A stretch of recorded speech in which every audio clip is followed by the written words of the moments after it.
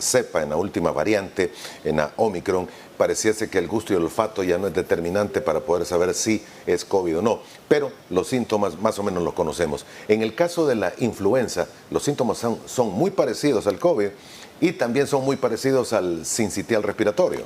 Ese es el principal problema, que los síntomas son muy similares, es decir, son cuadros gripales de fiebre, tos, congestión nasal, cefalea con algunas características, en particular con el virus sincitial respiratorio, que es muy frecuente que ocasione episodios en niños pequeños de bronquiolitis y de neumonías, y también en personas susceptibles mayores de 65 años.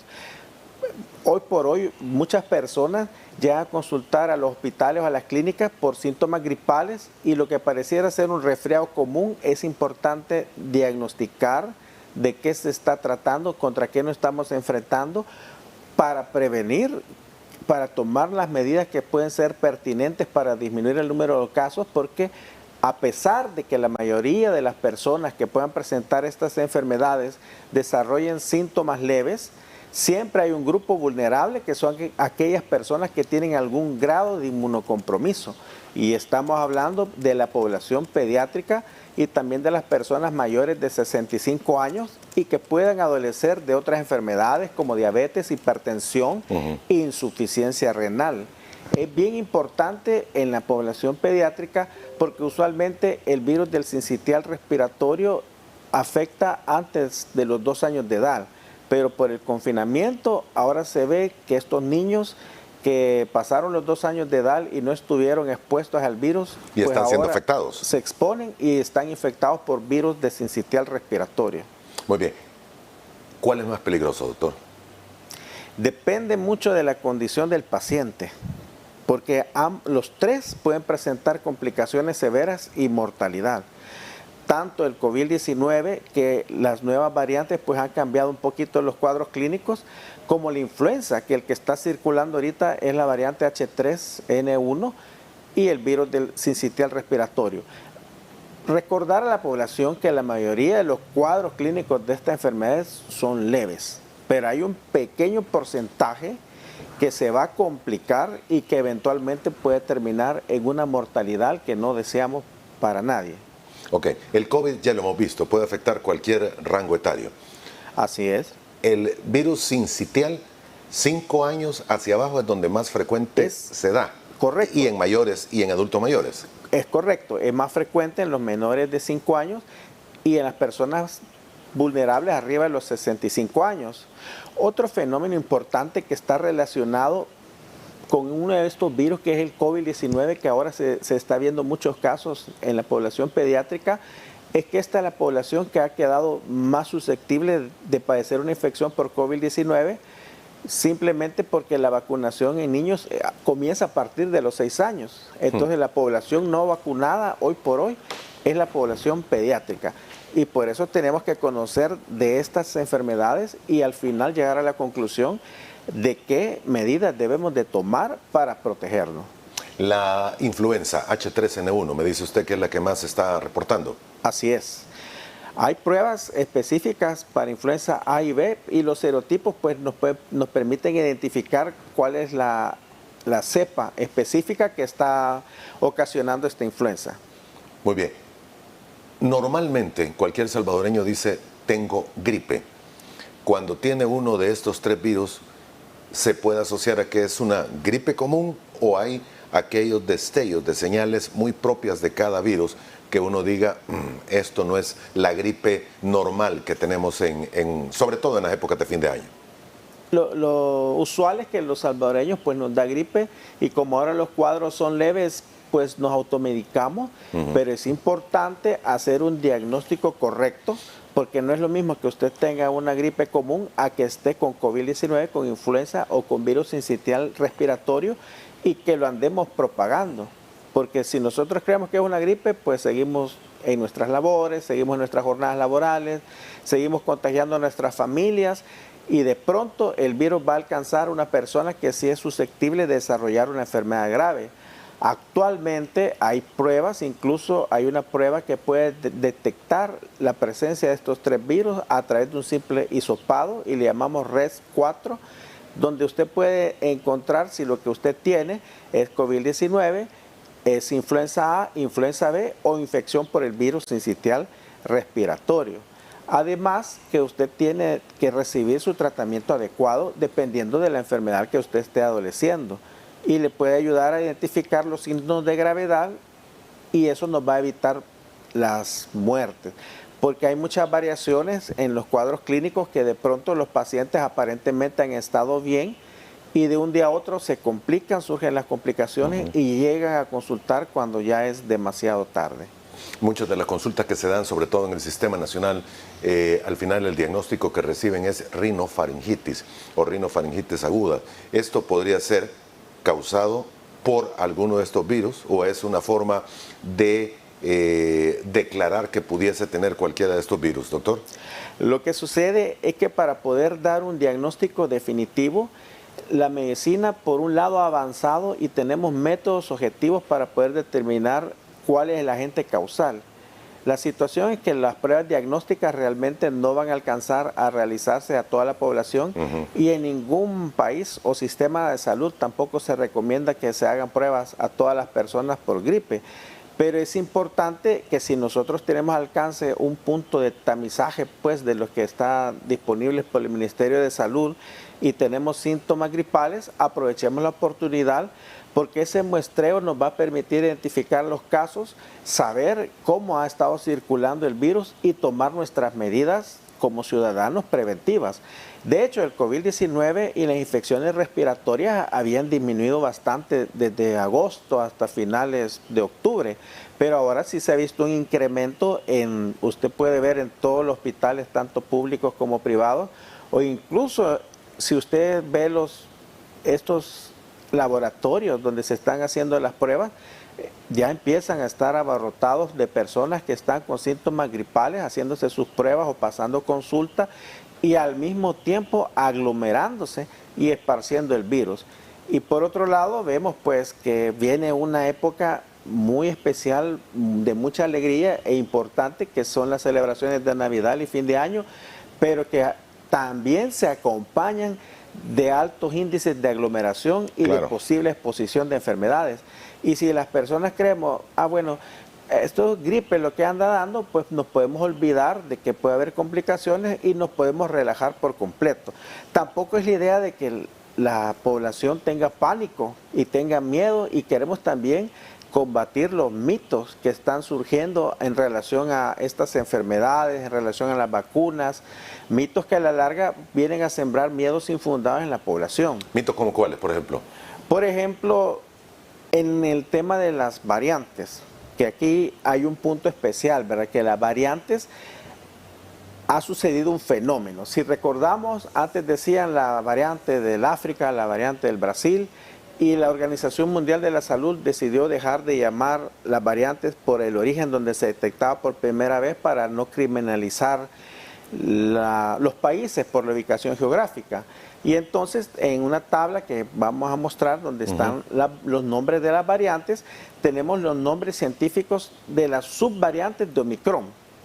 Es decir, Omicron fue al final la variante que quedó como dominante desde diciembre, enero del presente año, y esta ha tenido muchas subvariantes, muchos sublinajes, y como podemos ver, aparte de la clasificación que tiene en números, la clasificación científica, por ejemplo, en Alemania, a una de las últimas variantes le nombraron la variante B1, BQ.1 y BQ1.1. La vamos a poner en pantalla en este momento y la tenemos, BQ.1 y BQ.1.1. Son las que usted me está, la señalo en ese momento. Correcto. Entonces en la imagen nosotros vemos que el nombre que está con letras es el nombre científico de la subvariante.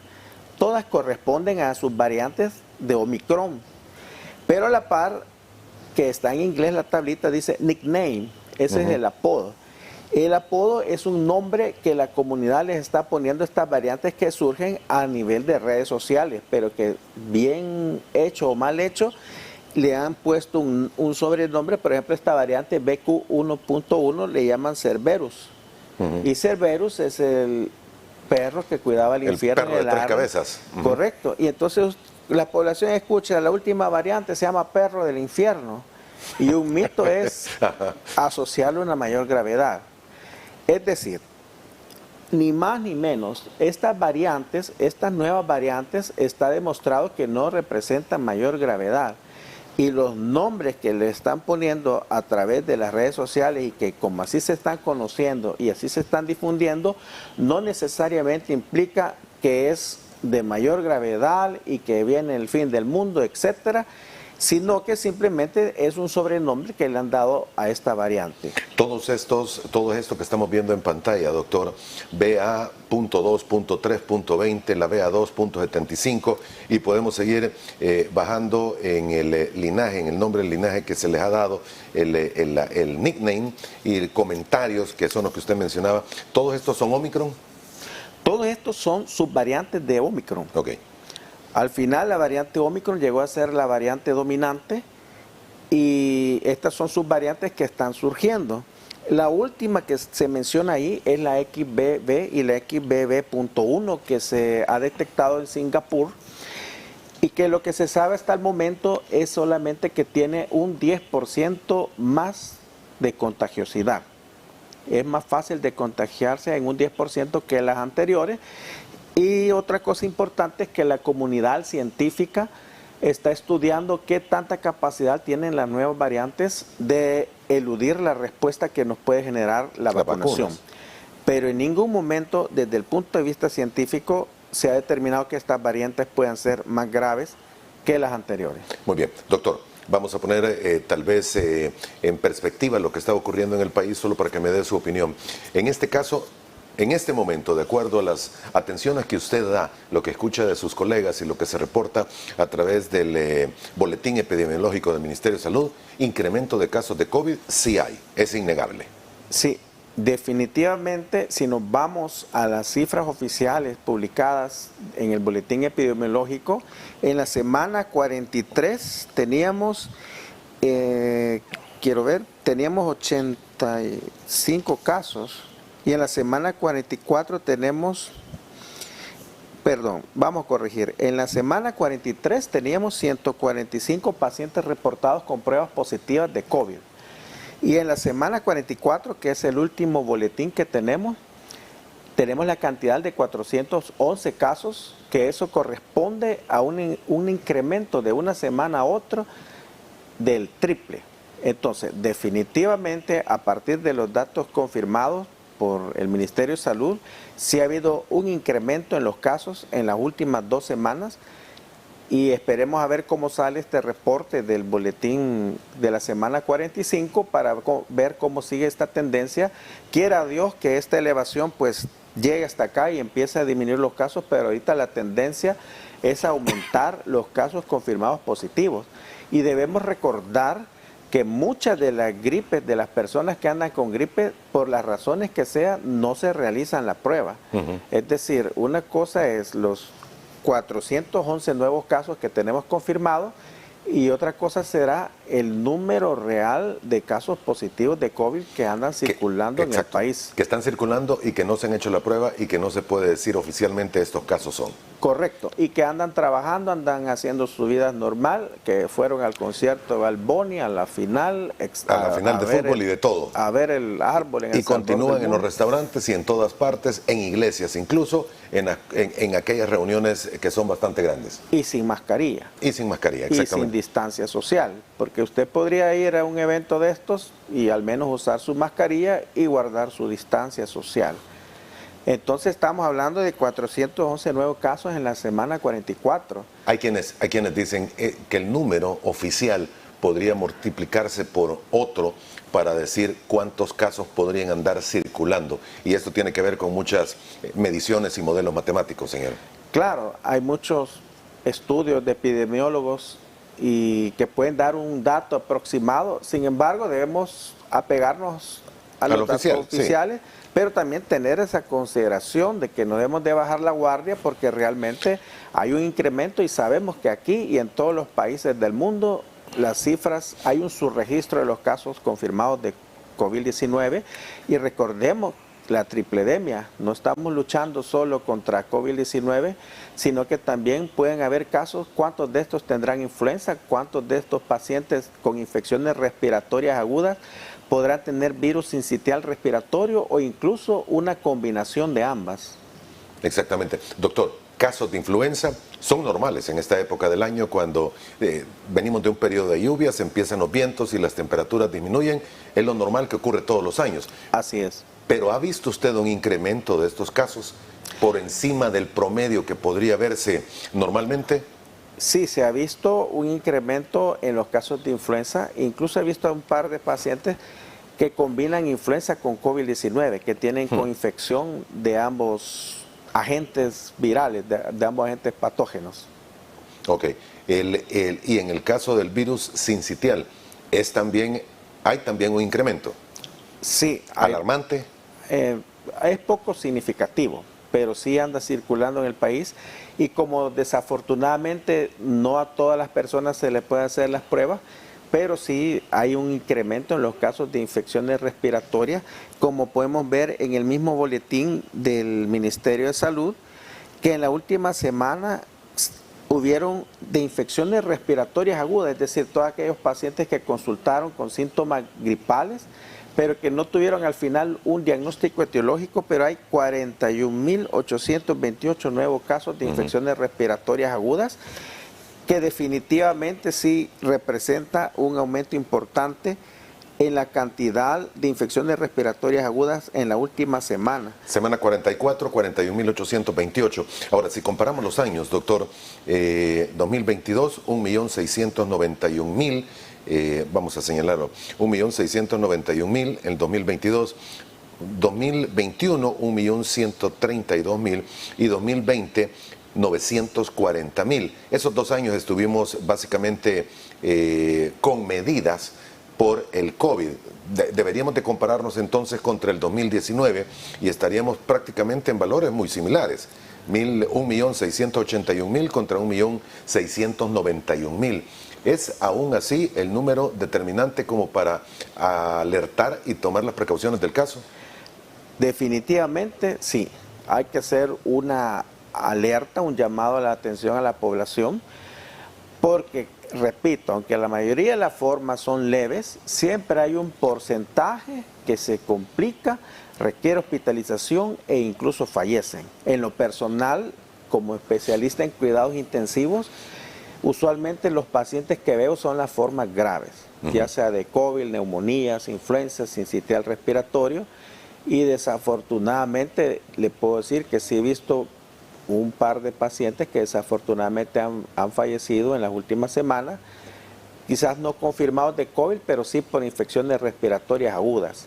Es decir, sí puede haber una mortalidad pequeña, pero significativa para un grupo familiar, pues. ¿Algunas de estas enfermedades pueden derivar posteriormente en neumonías o en cuadros clínicos más críticos, señor? ¿O todas van en ese camino si no se toman las precauciones del caso? Por lo menos la influenza y el virus sincitial respiratorio producen bronquiolitis, el sincitial respiratorio y neumonía. El COVID-19 tiene una particularidad que no es lo mismo, no es el mismo cuadro clínico que al inicio de la pandemia.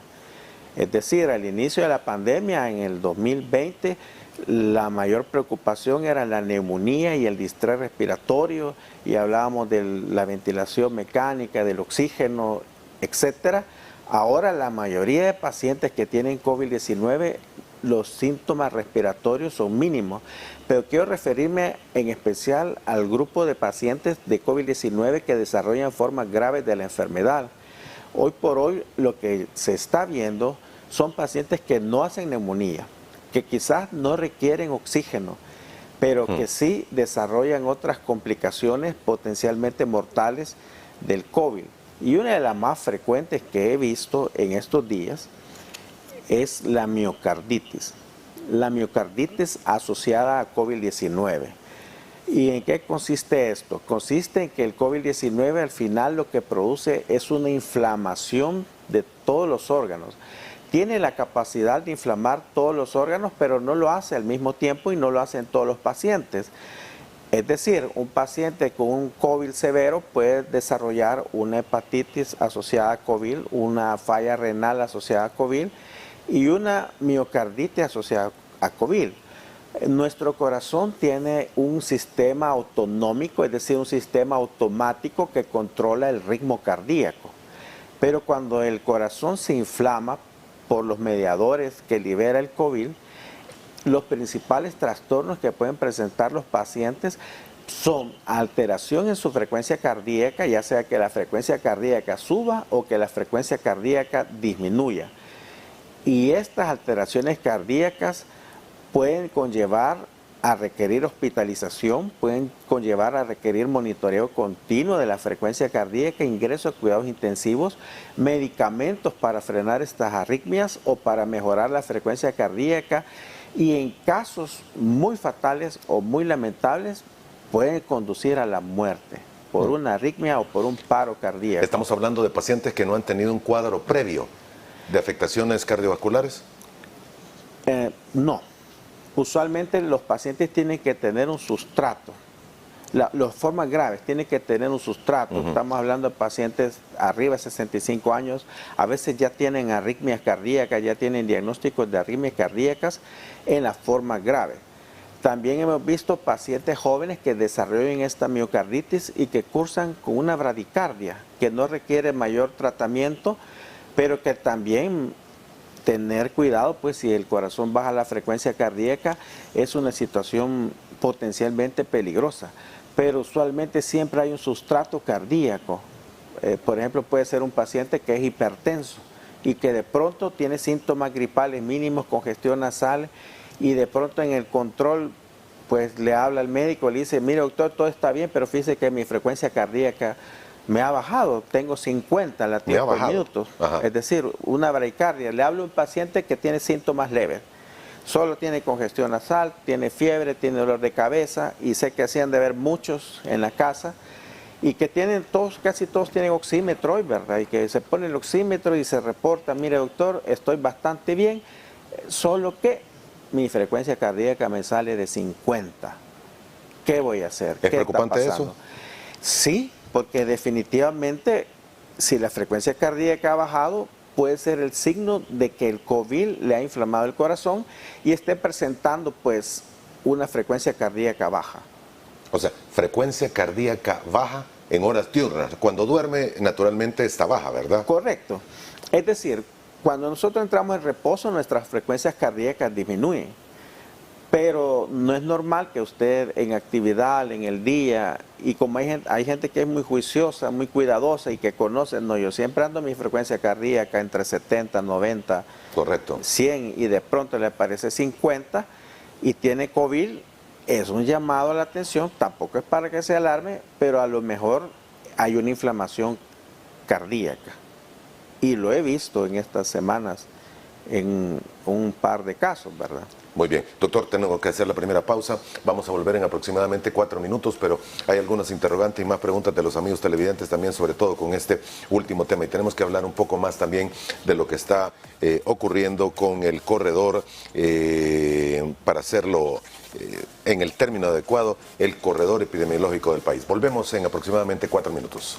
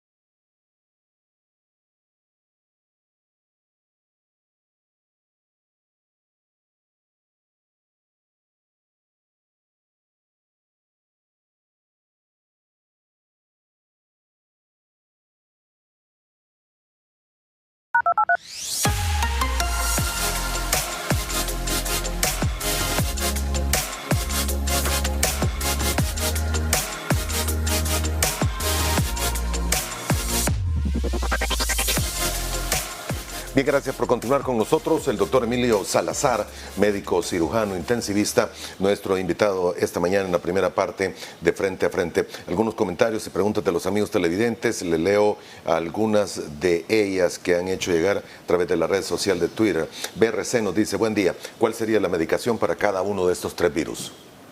Muy bien. El manejo va a ser principalmente sintomático. Manejo de los síntomas y detección de la forma grave. Y en especial para el COVID, quiero recomendarle a la población algo muy importante. Si usted tiene una prueba positiva de COVID-19, tiene que llamar al 132 para que le entreguen su kit de medicamentos hasta la puerta de la casa.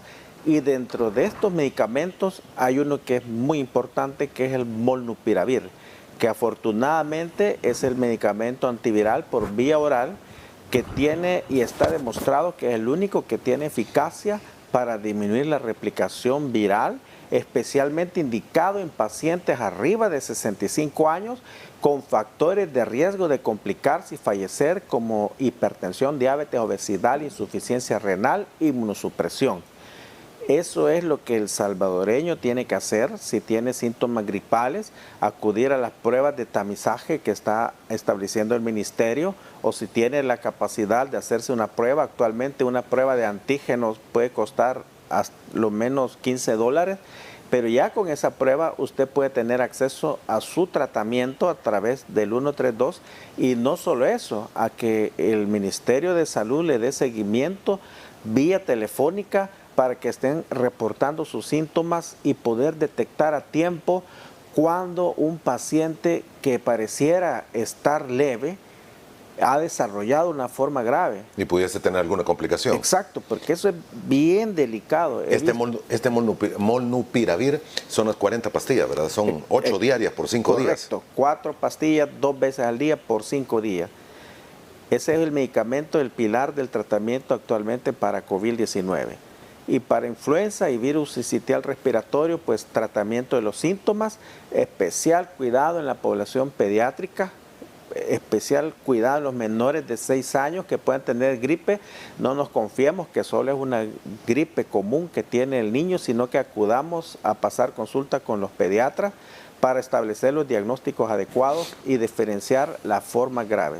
Doctor, un niño o un adulto mayor, un abuelito o un niño menor de 5 años que cuando respira, sobre todo cuando está dormido, se oye como que silba, ¿es producto para tener las precauciones del caso? Eso es un signo de alarma. A eso le llamamos sibilancia o chillido de pecho. La madre dice, ¿y qué le sucede al niño? Pues le ha estado chillando el pecho. Eso es más frecuente en los niños, pero pueden presentar los adultos. Hay muchos ruidos pulmonares, pero cuando el pecho chilla, eso traduce un broncoespasmo. Es decir, el bronquio, que es el conducto por donde pasa el aire, pasa el oxígeno hacia los pulmones, que está rodeado de un músculo, se contrae, se hace pequeño y hay una obstrucción, hay una dificultad al paso del aire, y eso es una emergencia médica a cualquier edad. Hay que tomar precauciones y hay que tomar las acciones inmediatas. Por supuesto, es algo bien grave y más frecuente con el virus sincitial respiratorio. Muy bien, doctor. Situación epidemiológica de las neumonías en El Salvador, semana 44, 2022. Este gráfico que vamos a poner en pantalla es donde nos dice cómo está el país. Línea roja, esta que estamos viendo, voy a tratar de medio señalarla, pero esta que estamos viendo aquí en la parte de arriba de la gráfica es precisamente cuando se pasa esa zona, es que estaríamos en una zona de epidemia. La amarilla nos indica arriba de ahí una zona de alarma y la verde una zona de seguridad. Cuando estamos por debajo de la verde, estamos en una zona de éxito. Creo que esta es la forma adecuada de interpretar esta gráfica. ¿Cómo nos encontramos en este momento? Lo voy a poner un poco más grande en pantalla y en la línea oscura 2022 estaríamos en una zona de seguridad. ¿Me equivoco o es así? Estamos en la zona de seguridad, pero vamos a ver cómo se comporta esa línea, porque estamos, como quien dice, en el límite superior, llegando al límite superior. ¿De qué va a depender que esa curva se aplane? De las medidas que nosotros tomemos. No es de entrar en pánico, no es de entrar en miedo, pero sí tenemos que tomar nuestras medidas como ciudadanos para lograr que esa curva no vaya a llegar a una situación incontrolable para el país. Porque ahorita vienen las fiestas, viene la aglomeración, y ¿cuándo vamos a ver la mortalidad? Pues probablemente después de las fiestas, unas 2 semanas después. Estamos hablando de enero, básicamente. Sí, es una situación bien complicada, porque los casos ya se aumentaron. Por ejemplo, el viernes teníamos un paciente que necesitaba una cama hospitalaria le hablo del nivel privado, porque es donde laboro. Tenía una prueba confirmada de COVID-19, y esto lo tiene que saber la población. Aún en lo privado, no en todos los hospitales hay camas. Es decir, no es que todos los hospitales van a estar atendiendo COVID-19, sino que hay unos 2 o 3 hospitales en la capital que tienen la capacidad, la autorización para tener atender estos casos de COVID. Como todos estos casos habían bajado, debo contarles que en la mayoría de estos hospitales las áreas de COVID pues hasta las han desinstalado. Ese viernes, en el único hospital que tenía 6 camas para COVID, las 6 ya estaban ocupadas. Ups, sistema privado. Y tuvimos que buscar una cama para un paciente que tenía esta infección. Lo que quiero decir es que definitivamente los casos han aumentado y que pueden haber formas graves que requieran hospitalización y que requieran una cama, y que eventualmente, pues gracias a Dios, tenemos el Hospital de El Salvador que está listo para recibir estos pacientes, pero la idea es que este hospital esté vacío, pues no queremos llenar y llegar a una situación en la que tengamos muchos ingresos ni en lo público ni en el sector privado. Va a depender de nosotros las medidas que se tomen. Marisol de Álvarez nos dice, ¿cuántos días después de los primeros síntomas respiratorios se debe hacer la prueba de antígenos? Muy buena pregunta. Usualmente, y ese es un gran problema, la prueba de antígenos puede estar positiva del 3.º o 5.º día hacia adelante. Quiere decir que si usted es un trabajador que hoy tiene fiebre bien alta, tiene tos, tiene congestión nasal, y usted dice sospecho que tengo COVID, usted va a pasar a consulta con su médico o al Seguro Social, Fosalud, etcétera, le hacen la prueba. El primer día de enfermedad su prueba va a ser negativa.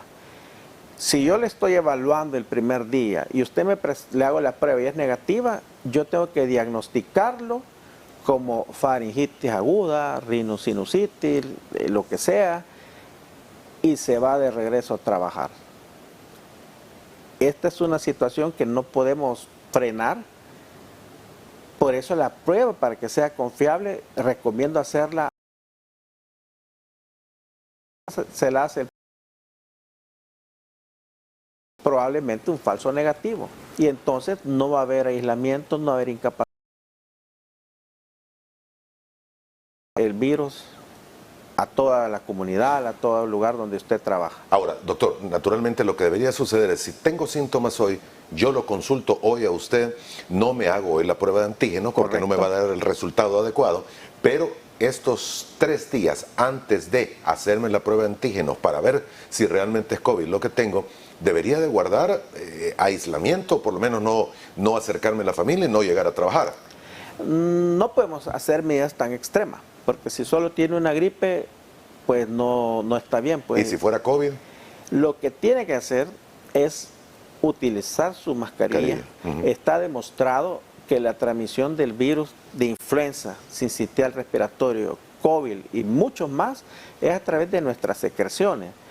Si usted lo utiliza, si usted tiene síntomas gripales, aunque no tenga COVID, use su mascarilla, use, si puede, unos lentes, lávese las manos, y con eso.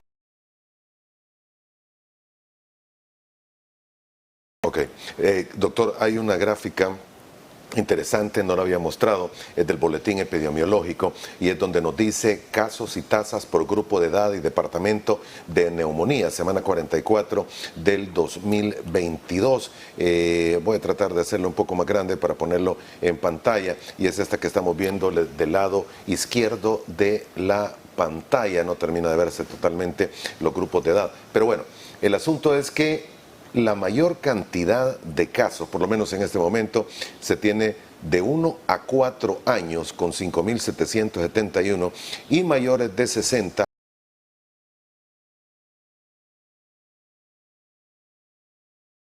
sincitial en ambos, por lo menos en el grupo etario menor de edad, podría ser eso. Correcto. Debemos recordar que el virus sincitial respiratorio afecta más a estos grupos de edad. Lo que sucede es que no tenemos el número de pruebas disponibles, ¿verdad? Pero sí, definitivamente, ahí la tabla está evidenciando dos cosas. Uno, que en la población pediátrica puede estar circulando el virus sincitial respiratorio, y que dejo yo esto a la opinión de los pediatras, que son los que conocen a nuestros chiquitos. Y segundo, que pueda haber casos de COVID en estos niños menores de 6 años. Note que la población que se está enfermando de infecciones respiratorias son menores de 6 años, que es la población, como le dije al inicio, no vacunada al momento, porque no hay protocolos para vacunar a niños menores de 6 años. Y tenemos que cuidar a nuestros niños. Cuando se reportan las neumonías, ahí va de todo. Es decir, son pacientes que tuvieron una infección respiratoria y que no se logró demostrar que fuese COVID, que fuese influenza, que fuese sincitial respiratorio. Pero entre estas neumonías pueden ir estos 3 virus. De hecho, quiero mencionar que hay muchos pacientes que pueden tener pruebas negativas de COVID, que se va a hacer su prueba de antígeno y la prueba por alguna razón es negativa, pero desarrollan todos los síntomas, todas las alteraciones metabólicas, inmunológicas de la enfermedad.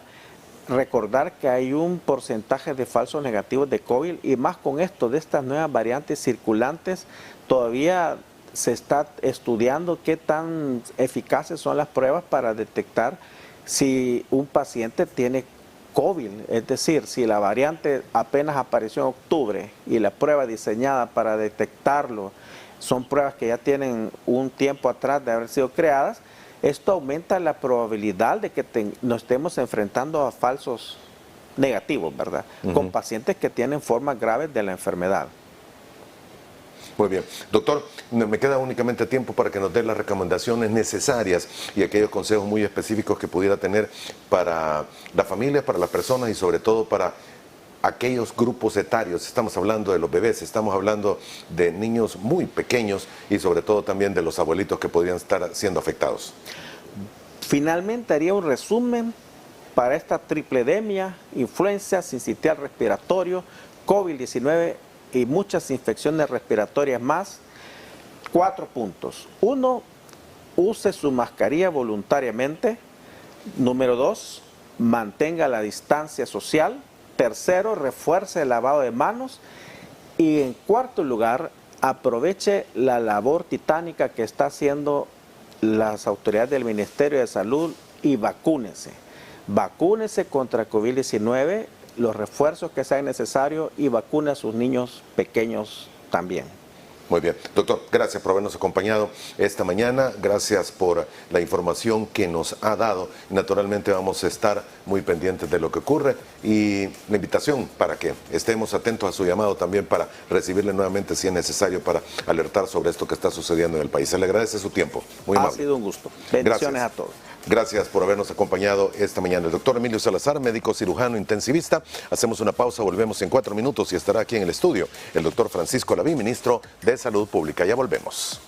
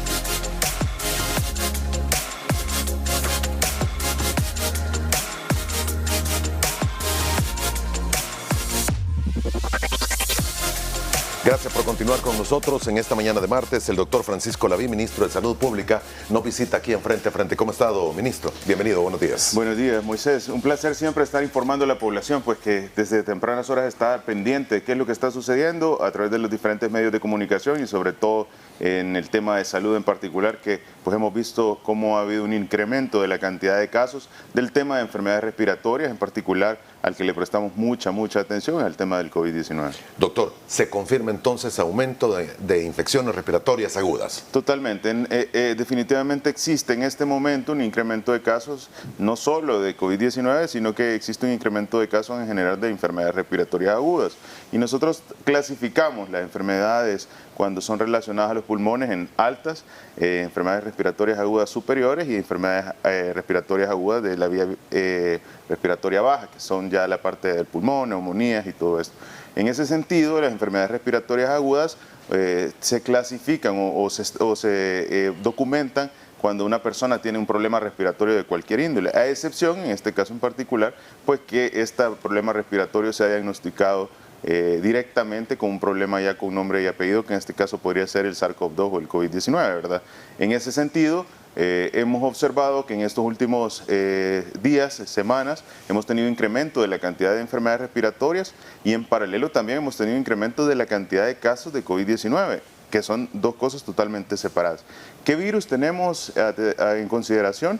En base a la identificación estadística o a la clasificación de los paneles respiratorios que se hacen a través del Ministerio de Salud, pues son a la cabeza tres, que tenemos básicamente el SARS-CoV-2, que es el COVID-19, que en sus diferentes variantes muy probablemente sea Omicron BA4, Omicron BA5, Omicron BQ1 o Omicron BQ1.1, que son las variantes que están descritas a nivel internacional, pero también tenemos en paralelo otras afectaciones respiratorias que son los virus del día a día, que podemos tener las influencias, como son de los prioritarios, y también el virus sincitial respiratorio. Esos son como los puntos importantes a tener en consideración que pueden afectar respiratoriamente a una persona. La influencia que se ha detectado es la H3, ¿qué? N2. H3N2. Esa es la que está circulando en este momento en el país. Circulando en este momento, que es importante tenerlo en consideración, pero también pues existen varios tipos de influenza, una de las que también recordamos mucho porque fue el tema pandémico anteriormente o que se clasificó como una enfermedad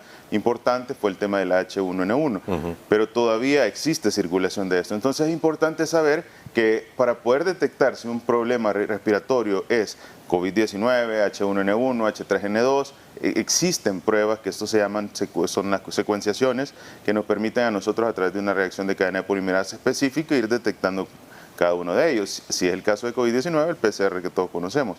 Pero si es el caso de otras enfermedades respiratorias, también existe una prueba para poder identificar. Entonces, a esto nosotros le llamamos un panel respiratorio. Este incluye los diferentes virus que usualmente están en nuestro país. Se hace un screening para los pacientes que puedan llegar a tener mayor riesgo y de esta manera nosotros podríamos descartar si esto se trata de un problema relacionado a influenza H3N2, H1N1 o virus sincitial respiratorio, porque dependiendo del tipo de virus también puede cambiar el tipo de tratamiento. Normalmente una persona que tiene sus defensas competentes, que tiene un promedio que no está ni en los extremos de la vida, o sea, no es un niño o tampoco son adultos mayores, si no es SARS-CoV-2 y no tiene comórbidos, usualmente un problema respiratorio debido a sincitial respiratorio o influenza suele ser resolutivo con medicamentos para los síntomas. Pero en extremos de la vida, o sea, en niños o en adultos mayores, es de prestarle mucha importancia porque estas afectaciones por virus sincitial respiratorio de la cabeza pueden llegar a tener complicaciones muy severas relacionadas a neumonías en particular y esto llegará incluso a requerir ingresos hospitalarios y hasta tener una letalidad a causa de esta enfermedad. ¿Cuál de los tres le preocupa más a usted en este momento, doctor? Quizás realmente pues, siempre va a ser esperado tener mucha preocupación por el tema del COVID-19. Esto es muy importante porque el COVID-19 tiene una facilidad de transmisión importante. Hablamos de pues, cantidades de personas que pueden verse afectadas por la transmisión y que eventualmente en aquellas que tengan diabetes, hipertensión, enfermedades metabólicas, obesidad y una serie de comórbidos pueden llevar a tener un ingreso hospitalario e incluso tener una letalidad. Sin embargo, también es de prestarle mucha atención al virus sincitial respiratorio, específicamente en los niños y en los pacientes adultos mayores.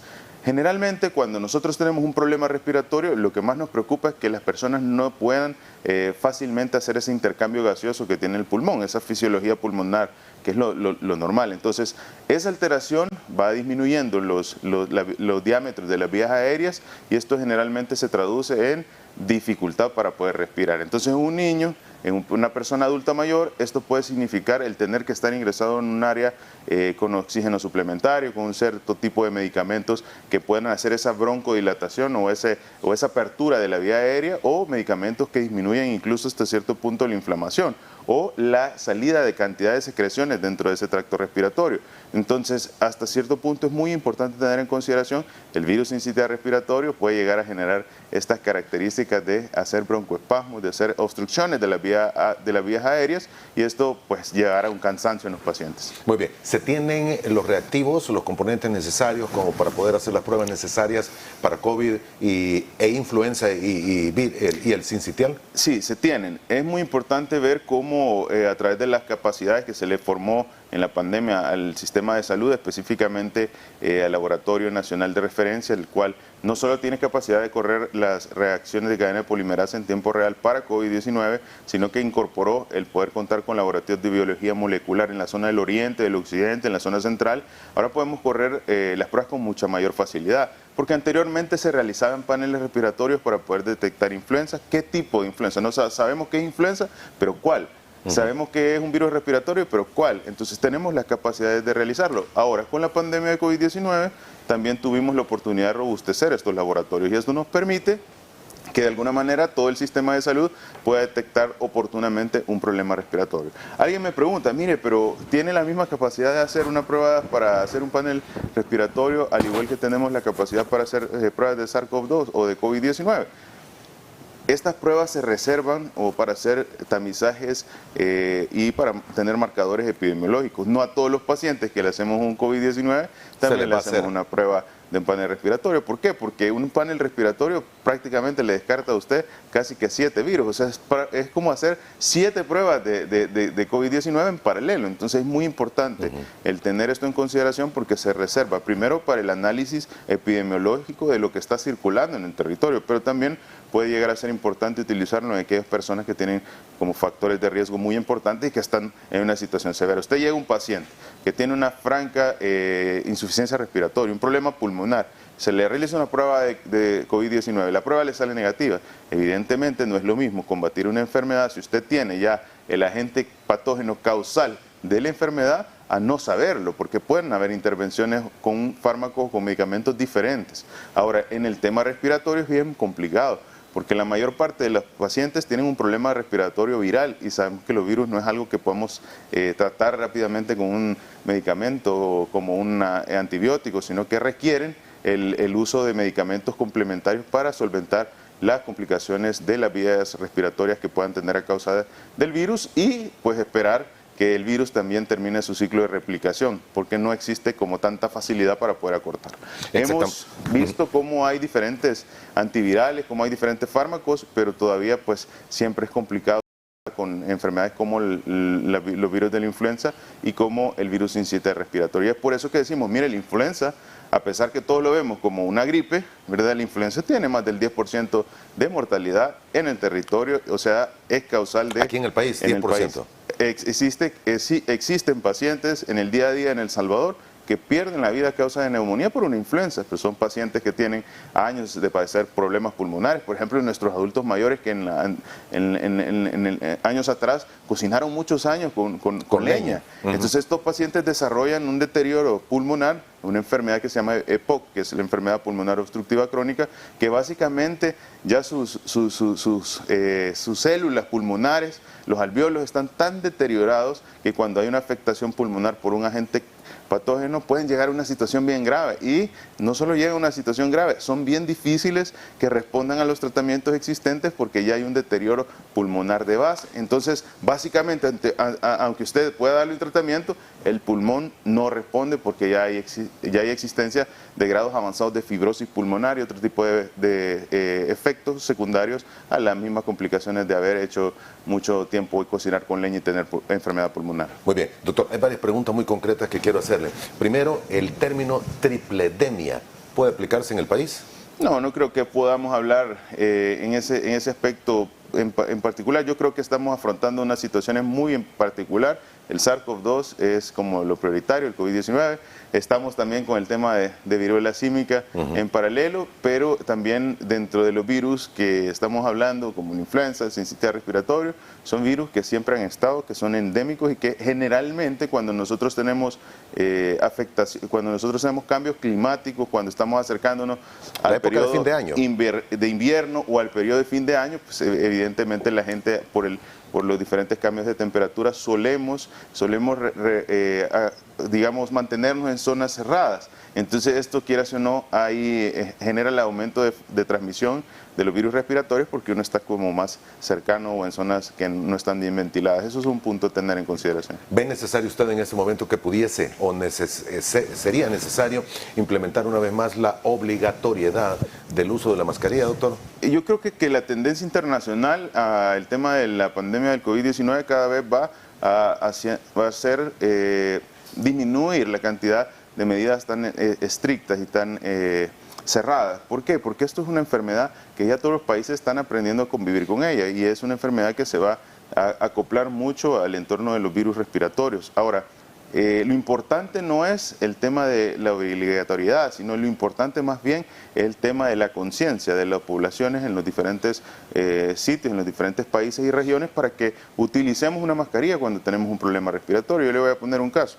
Cuando usted inicia un problema respiratorio, está en su poder de decisión el empezar a utilizar una mascarilla desde el momento en que usted siente que algo no está bien, porque nosotros nos damos cuenta rápidamente si estamos, como decimos aquí en el país, ha amanecido tapadito, ha amanecido con tosigoso, entonces rápidamente nosotros podríamos utilizar una mascarilla, pero a veces, incluso en aquellos países que se decidió en un momento utilizar una obligatoriedad de la mascarilla, existían personas que si no habían síntomas bien descritos seguían sin utilizarlo, y no había como un punto prioritario para poder decir utiliza esta mascarilla hasta que ya habían francos síntomas. Entonces ese periodo de transmisión se podía siempre presentar. Entonces, ¿cuál es lo importante? Lo importante es tener la conciencia de que ante la más mínima sospecha o ante el más mínimo incomodidad relacionada a un cambio en el tema respiratorio, debemos utilizar una mascarilla. Países como China, que ha sido de los países que ha tenido medidas sumamente estrictas en el tema del COVID-19 por su misma productividad,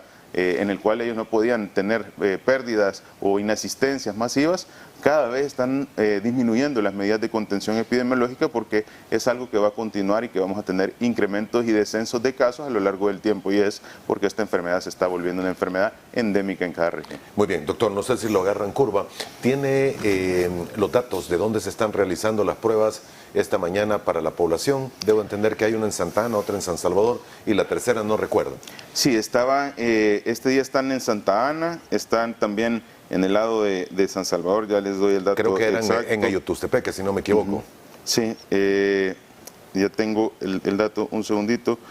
Están básicamente en el Parque Libertad en Santa Ana, en Ayutuxtepeque, en frente del Mercado Municipal, y también en el Parque Central en Victoria Cabañas. Esos son los 3 lugares donde se están realizando las pruebas. Ojo, no solo ahí se realizan pruebas, o sea, realmente son un tramizaje comunitario que se viene realizando de manera móvil, y esto básicamente nos sirve porque donde identificamos que han salido bastantes casos positivos regionalmente, no hablo en particular del sitio, regionalmente se están derivando mayor cantidad de pruebas para que la gente pueda llegar a tamizarse con mucha facilidad, pero también en los hospitales, en las unidades de salud, en diferentes entidades. Recordémonos que de repente tenemos centros de atención a adultos mayores, de repente tenemos centros donde hay bastantes niños, de repente tenemos lugares en particular que el Ministerio de Salud manda equipos a tomar muestras de PCR para poder ir tamizando los diferentes grupos poblacionales y de esta manera tomar intervenciones rápidas. Yo sé que a veces quisiéramos decir, bueno, pero yo quisiera que hubieran unas 10 cabinas en todo el territorio porque así da más abasto, pero también debemos comprender que hay sitios específicos donde se aglomeran cantidad de población vulnerable. Por ejemplo, en los centros de atención a adultos mayores, todos los pacientes pueden tener más riesgo de una complicación severa a causa de una neumonía por COVID-19, entonces es ahí donde tenemos que poner también mucha atención. Doctor, ¿se tienen las pruebas suficientes PCR para COVID? Le hago esta pregunta porque María Ramos nos dice, solo 50 pruebas hay para Santa Ana y hay muchas más personas esperando.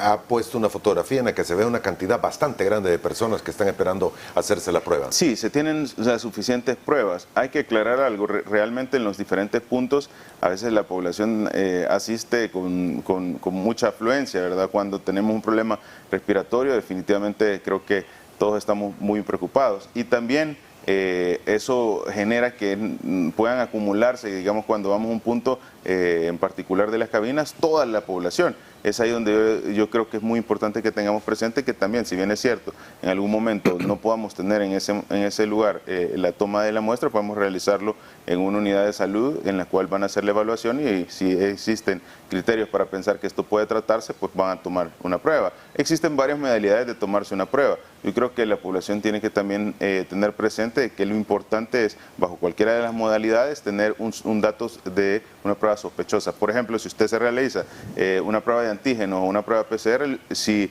esta pueda dar un resultado que sea positivo, independientemente sea antígeno o sea PCR, usted va a recibir su kit de tratamiento porque de esta manera usted puede limitar. Ah, ya está así, doctor. O sea, sea antígeno o sea PCR, si se hace en forma privada y el resultado es positivo, va a recibir el molnupiravir. Es correcto, es correcto. Pero en este particular tenemos que hacer mención de algo. Si usted tiene una prueba PCR, la PCR es transmitida a través del sistema que se decidió por el Ministerio de Salud, del centro privado al Ministerio de Salud. Y el Ministerio de Salud lo contacta cuando es una PCR privada. Pero si es un antígeno en lo privado, usted tiene que hacer una sola labor, llamar al sistema de emergencias médicas, el 132, y básicamente dar sus datos, decir que tiene una prueba positiva con su antígeno, le van a pedir una pequeña información y básicamente van a entregarle el kit hasta la puerta de su casa. En el caso de la PCR como tal, en tiempo real, es automático el envío de información. El envío de información y automáticamente también la comunicación del Ministerio de Salud hacia las personas. Hay que poner atención en algo porque hemos tenido recientemente una situación en la cual nos dice la población, mire, yo pedí mi kit hace 4 días y el kit no me ha venido. Entonces, nosotros hemos hecho un rastreo profundo de cada uno de esos casos y en ocasiones lo que sucede es que nuestros equipos de traslado de kit de medicamentos empiezan a tempranas horas. Entonces, en ocasiones llegan a los diferentes hogares y no están o no contestan o de alguna manera es difícil el poderse hacer esa entrega. Entonces, se reprograma.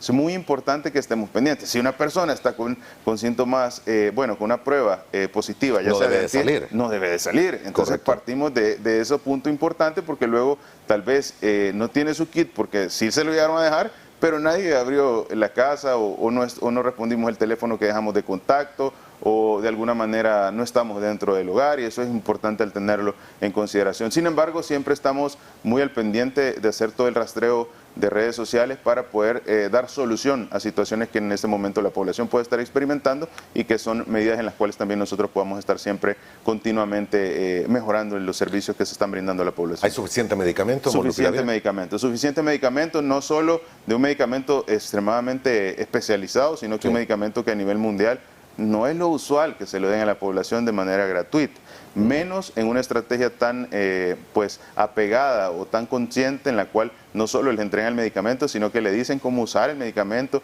Usted tiene un seguimiento continuo de parte del personal de salud por 14 días a través del teleseguimiento. Aparte de eso, le dan medicamento para los síntomas básicos. Le están entregando 2 kits. Le están entregando su kit celeste, que es el que tiene el molnupiravir, que valga la aclaración, se toma 4 pastillas en la mañana, 4 pastillas en la noche, por 5 días.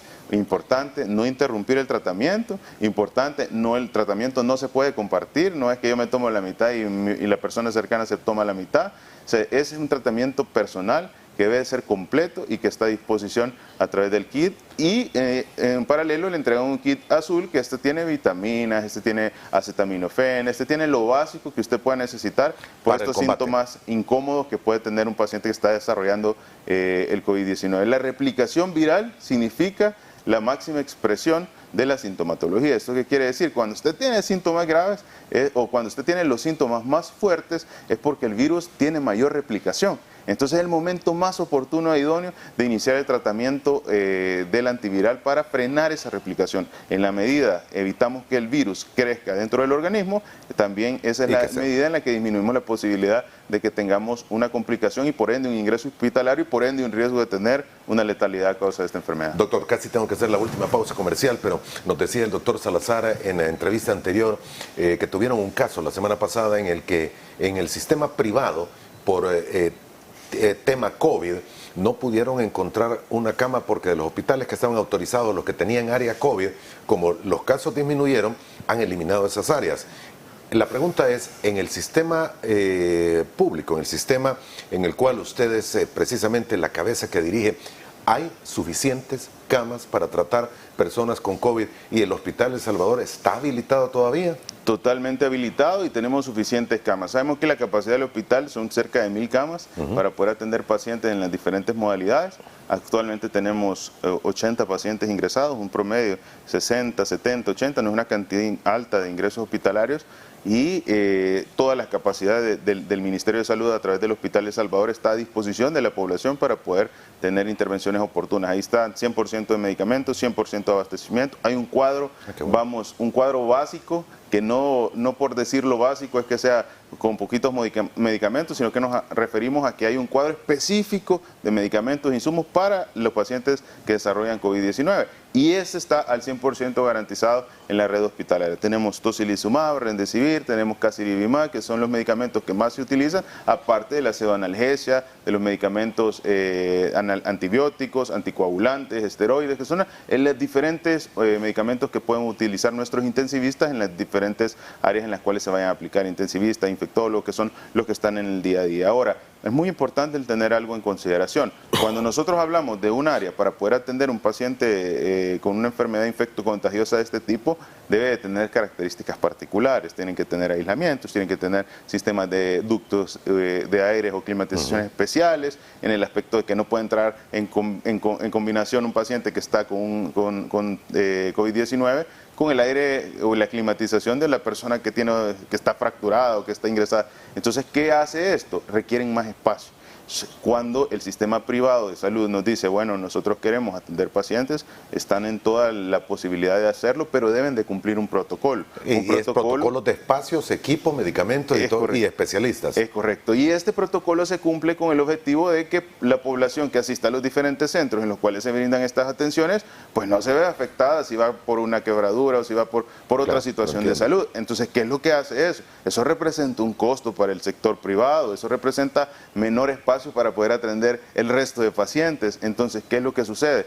Pues probablemente en el sector privado podamos tener una dificultad de encontrar una cama hospitalaria porque han disminuido la cantidad de espacios relacionados a la atención de COVID-19, evidentemente por la disminución de la cantidad de casos que había y evidentemente porque es menos rentable para un hospital tener un área de COVID-19 porque limita las otras atenciones que pueda dar este hospital. Pero el Hospital El Salvador está listo. Y eso es lo importante que hay que tener en consideración. La visión del presidente desde un inicio fue que tuviéramos todos los salvadoreños la facilidad de poder recibir una atención. Es por eso que el hospital, desde que se ha aperturado, ha estado con la disponibilidad de 1000 camas para poder atender a cualquier paciente que tiene una situación de COVID-19, independientemente tengamos altos o descensos de la cantidad de casos, que es lo normal en un problema respiratorio, y siempre garantizando cumplir el protocolo con el 100% de medicamentos, insumos, oxígeno y abastecimiento. Muy bien.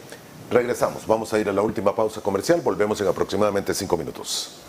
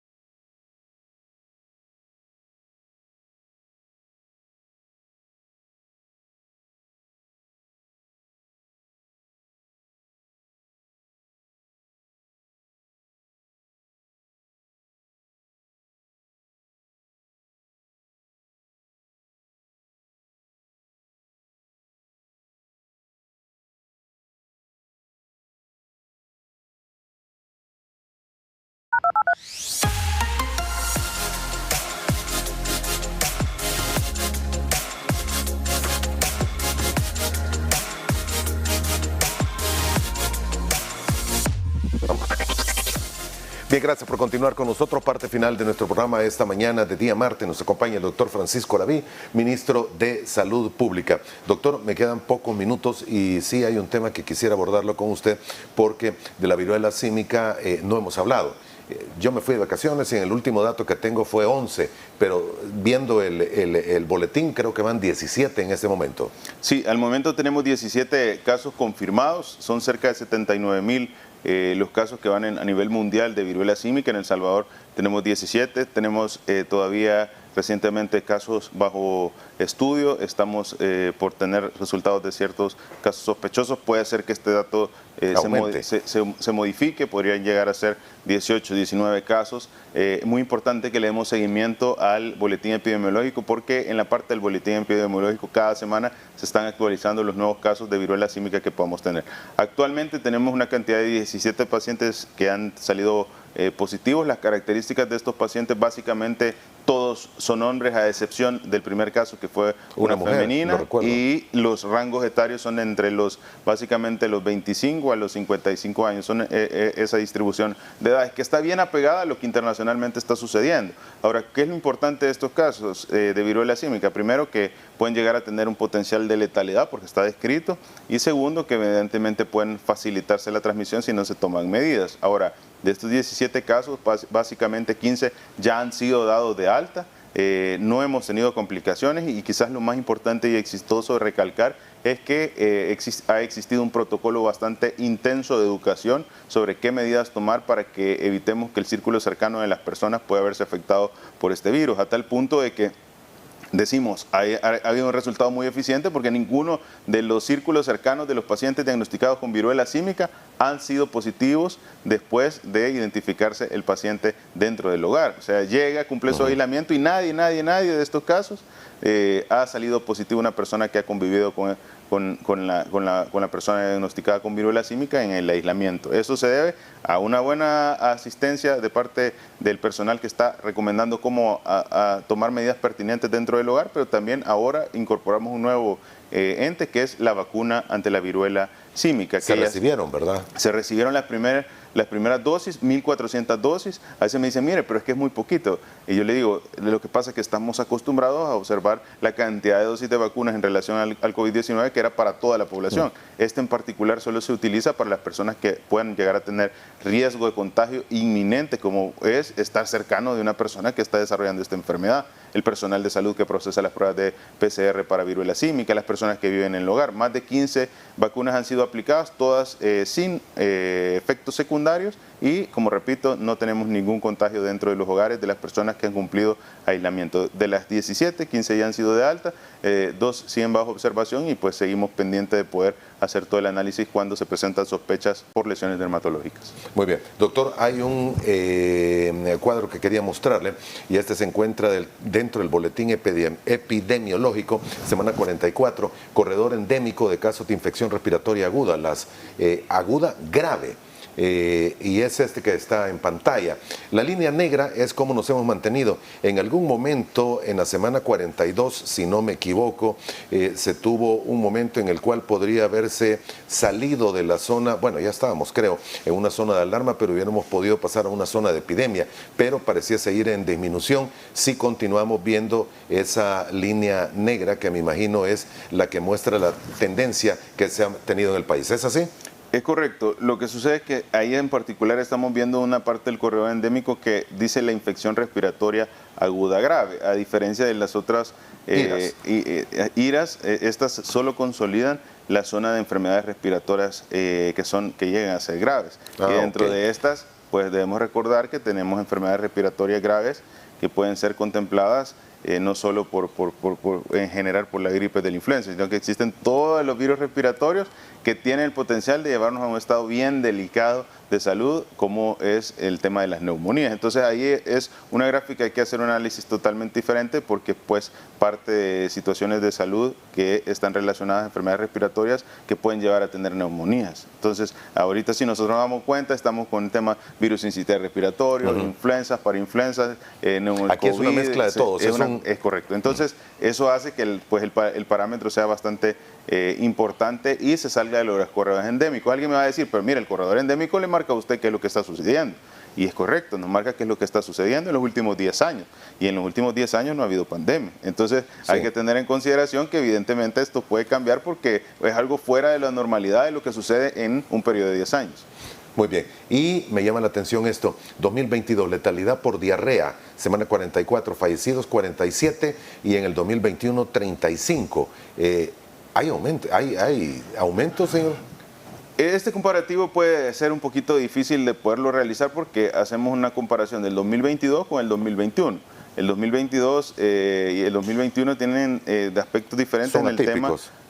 Son atípicos de la pandemia de COVID-19, okay. Entonces es un poquito complejo el poder hacer el análisis, pero si comparáramos este dato con el 2019, le he puesto que estamos en el mismo nivel que lo que está sucediendo, incluso menor que lo que estamos teniendo en el 2022. Esto es porque el año anterior, pues básicamente no se puede tamizar o no se puede contabilizar epidemiológicamente porque teníamos en el 20, en el 21 medidas de contención, la población estaba enfocada en el tema respiratorio, entonces esos parámetros ya los han descrito internacionalmente que no es recomendable hacer comparativos con los años anteriores por el aspecto que no fueron típicos. Muy bien, terminamos, no tenemos más tiempo, doctor, nos quedan 2 minutos, recomendaciones finales que podrían darse para los amigos televidentes que nos han mantenido con su sintonía. Lo más importante es que si tenemos un problema respiratorio de cualquier tipo, primero, utilicemos una medida de protección, una mascarilla para prevenir el contagio dentro del lugar. Segundo, acudamos a hacer una prueba diagnóstica. Esto puede ser una PCR, porque lo primero que tenemos que descartar en este momento es COVID. Una afectación por COVID-19.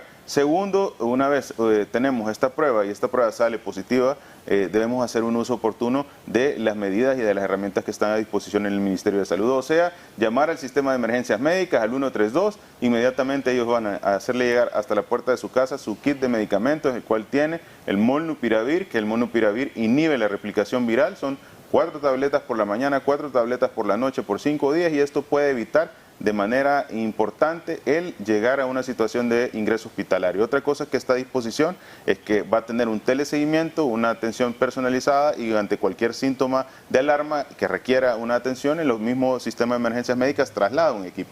Otra cosa importante tener en consideración, si nosotros no nos hemos aplicado la vacuna, hágalo. La vacuna siempre es un buen tratamiento que pueda prevenir más en este momento en el que tenemos elevaciones de casos relacionados a COVID-19. Si hay una persona que tiene 1, 2 dosis, acuda a ponerse su tercera dosis. Probablemente esta decisión pueda llegar a salvar la vida. Si se hace de manera oportuna. Entonces, creo que es muy importante el ver cómo el sistema de salud en su robustez, que la misma pandemia ahí nos implicó ante las atenciones y ante el crecimiento, también hoy tiene a disposición las herramientas que pueden hacer los cambios entre la vida y la muerte. Solo debemos utilizar lo que está a disposición. Gracias por habernos acompañado esta mañana, ministro. Muy amable por su tiempo. Un placer siempre. A usted también, amigo televidente. Primero Dios, nos volvemos a ver mañana a la misma hora. Tome todas estas sugerencias y recomendaciones en consideración. Primero Dios, nos volvemos a ver mañana miércoles a la misma hora. Feliz día.